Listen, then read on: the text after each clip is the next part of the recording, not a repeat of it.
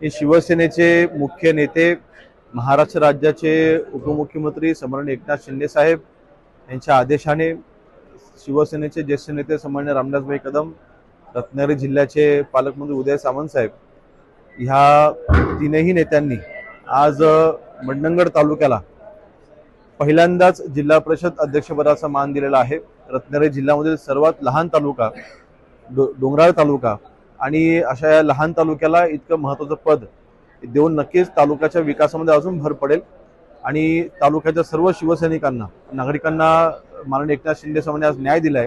त्यांचे तिथला लोकप्रतिनिधी म्हणून आणि ज्यावेळेस अध्यक्ष उपाध्यक्ष पदाची चर्चा करत असताना, नावं निश्चित करत असताना अर्थातच आमच्या मनामध्ये एक संभ्रम होता, कारण सक्षम असे अनेक जिल्हा परिषद सदस्य आज आहेत, परंतु आज ओबीसी महिला हे आरक्षण पडल्याच्या नंतर जी नावं समोर होती त्यामध्ये मंडणगड तालुक्याला हा न्याय द्यायचा निर्णय माननीय एकनाथ शिंदे साहेबांनी घेतला।